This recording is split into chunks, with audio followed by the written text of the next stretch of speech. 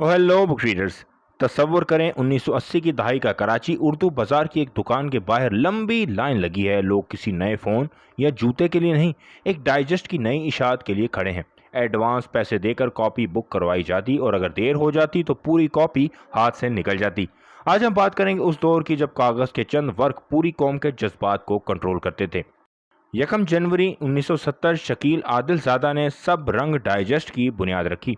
Shafiq Hasan editor in chief के तौर पर टीम का हिस्सा बने। लॉन्च होते ही सर्कुलेशन 1.5 लाख तक जा पहुंची और फिर 70 की दहाई के आखिर में एक ऐसा रिकॉर्ड बना जो आज तक कोई नहीं तोड़ सका। 2.5 लाख कॉपीज एक ही शुमारे की।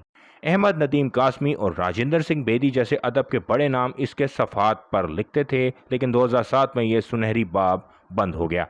1972 में ख़वातीन डाइजेस्ट और 1973 में पाकीज़ा डाइजेस्ट मंजरेआम पर आए। कॉलेज पढ़ी लड़कियों के लिए पहली मोहब्बत, धोखे और शादियों की कहानियाँ, ये उनका फार्मूला था। रास्ता आसान ना था।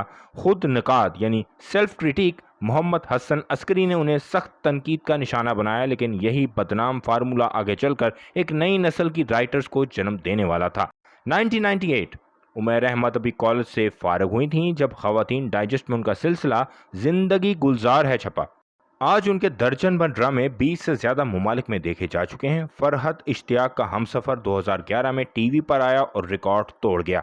ये वो लम्हा था जब दुनिया को मालूम हुआ डाइजेस्ट सिर्फ कागज़ नहीं बल्कि स्टोरी फैक्ट्री थे। सस्पेंस डाइजेस्ट हर शुमारे में 250 से 300 सफ़हात देता था और उसकी सर्कुलेशन 50,000 से 1.5 लाख के दरमियान जा रही थी।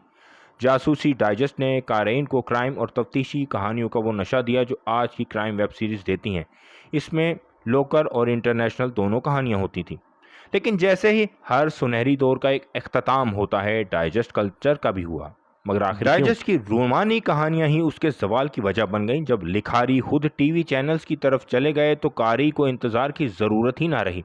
वही कहानी आवाज़ और तस्वीर के साथ बराह रास्त घर पहुंचने लगी। 2007 से 2015 तक के दरमियान पाकिस्तान में मैगजीन्स की तादाद 1383 से कम होकर सिर्फ 232 रह गई। वजह बढ़ती प्रोडक्शन लागत, खसूसी लिखारियों की ज़रूरत और महंगे इश्तहारात, जिनकी वजह से कवर प्राइस इतना बढ़ गया कि आम कारी की बस से बाहर हो गया। जैसे जैसे इंटरनेट और स्मार्टफोन सस्ते हुए, लोग पैसे देकर ख़रीदने की बजाय मुफ्त PDF डाउनलोड करने लगे। जो कारोबार लाइनों और एडवांस बुकिंग पर चलता था, अब वो मुफ्त में एक क्लिक की दूरी पर था। नाशरीन के लिए ये आखिरी ज़रब थी, ताबूत में आखिरी कील।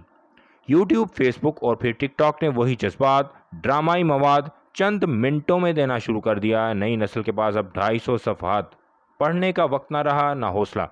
उनका स्क्रीन टाइम ज़्यादा था और रीडिंग टाइम बहुत महदूद। तालीमी इदारों में अंग्रेज़ी को तरजीह, रोमन उर्दू का बढ़ता इस्तेमाल और उर्दू रस्मुल ख़त की डिजिटल मुश्किलात, इन सब ने नई नस्ल को डाइजेस्ट से मज़ीद दूर कर दिया। आज आप किसी जेनजी या जेनसी अल्फ़ा से पूछेंगे तो आप देखेंगे उन्हें उर्दू लिखना या पढ़ने में बहुत मुश्किल पेश आती है। लेकिन सच यह है, डाइजेस्ट कभी मरा नहीं, उसने सिर्फ अपना रूप बदला। कागज़ से स्क्रीन तक, सफ़हों से रील्स तक, और शायद आपकी स्क्रीन पर भी अभी वही पुरानी रूह जिंदा है। तो आप बताइए, आपका पसंदीदा डाइजेस्ट कौन सा था और आपने आखिरी बार उसे कब पढ़ा था? किताबें पढ़ें, इल्म फैलाएं, जुड़े रहें बुक ट्यूबर टॉलस्टॉय के साथ। अगली किताबी मुलाकात तक पढ़ते रहें, सोचते रहें।